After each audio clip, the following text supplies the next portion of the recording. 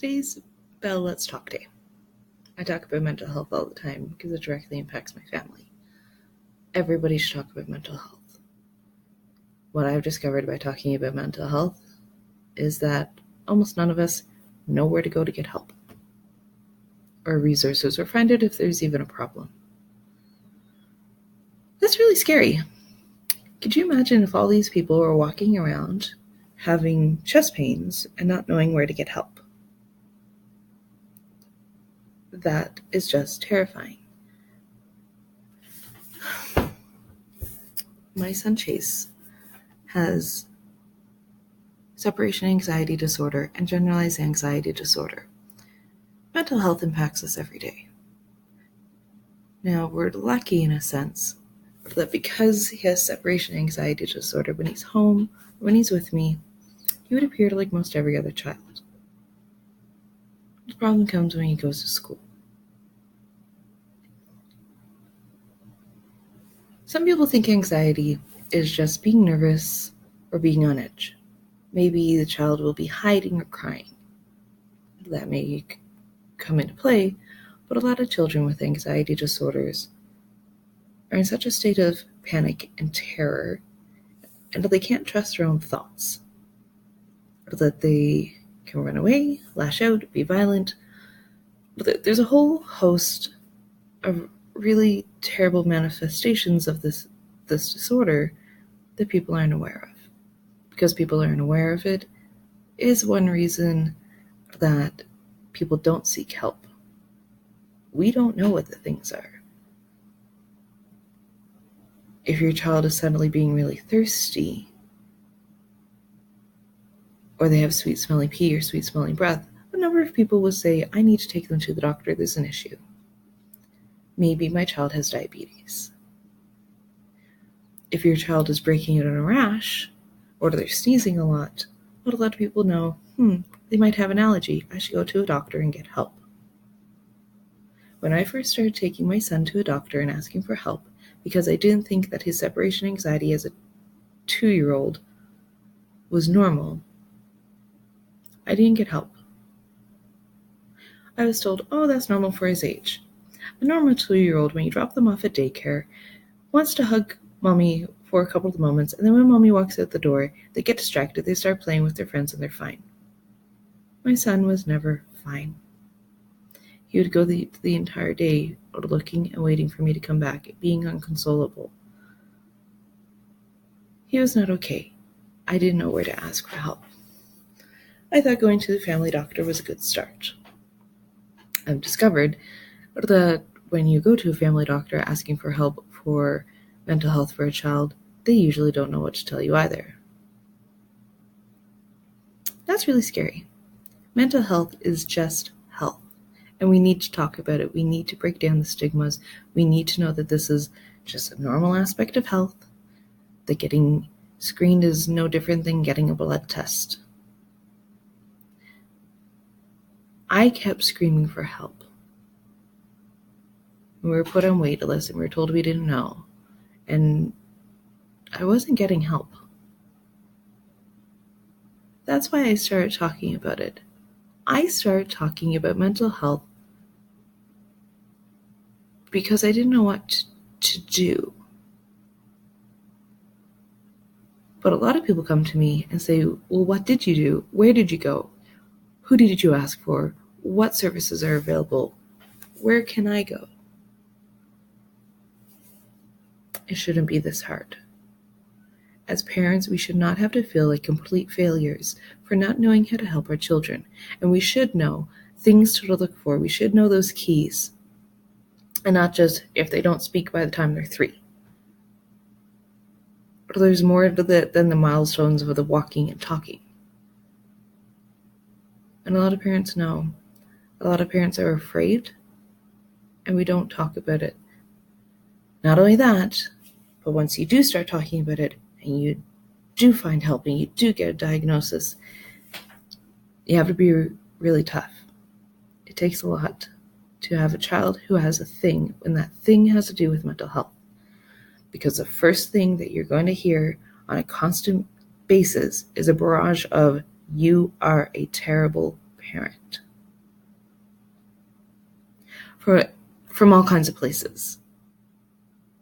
Sometimes those places are coming from professionals who should know better.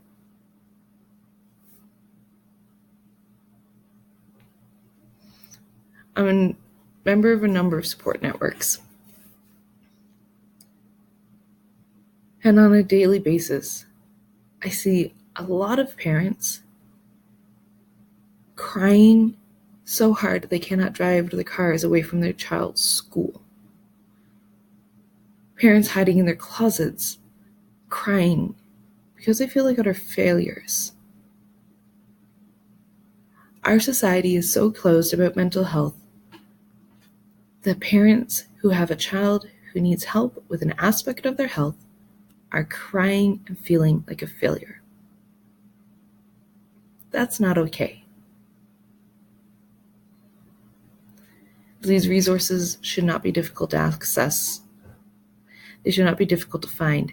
Everybody should know when they're seeing something with their child that they think is not right, that it's as simple as going and getting a blood test to find out, is this normal? What's even more sad is my older son, who's 10, has a learning disability. The lack of funding and resources provided to the schools has meant that his school hasn't tested him. I've discovered that his current school of 500 children gets one single psychoeducational evaluation a year. For all 500 of their students, one can be tested through the school system. One. Because of this, and because of the time and money that I've put in to my child who is flipping tables and screaming and getting no answers and begging and getting no answers and crying and getting no answers and getting no help and having to be a rock in front of a tsunami that was coming towards him of people just telling him he was bad, I wasn't able to be a proper parent to my 10-year-old child with learning disabilities who cannot functionally read. That's not okay. A proper system of help and support would see all aspects of mental health as just a part of health, and the same as a speech impediment would be picked up on and helped, or a heart condition would be picked up on helped, or you would triage a broken arm. My child with a learning disability should have been screened by the time he was 5. Because right now, he's missed out a lot of educations in the past 5 years that he basically is going to be punished for as an adult for not having this great foundation that school's supposed to give, or he's going to have to work significantly harder than everybody else to make up for everything he's missed because of a reading disability. Because we don't talk about mental health.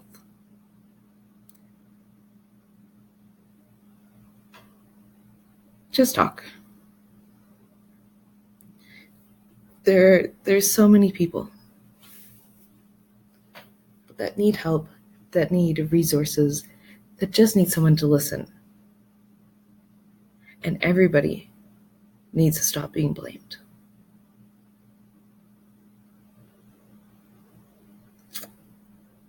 I imagine it's harder when you're the individual who's directly impacted.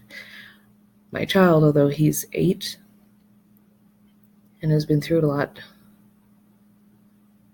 and he has seen me be the one crying in my closet, he's found me, and he knows that it's something to do with him that stressed me, no matter how hard I try to cover that up, because mom's always supposed to be the one that's okay.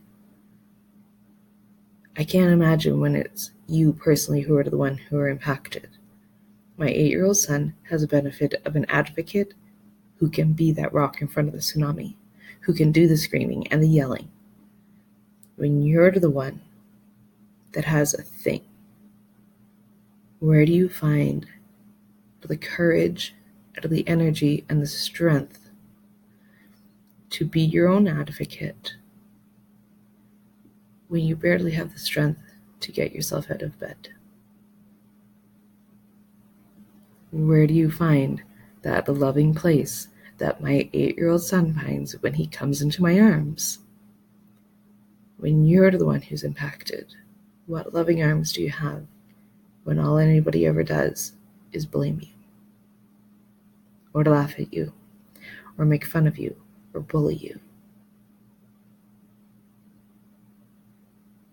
So let's talk about it. It's just a normal part of our health. It's time we change.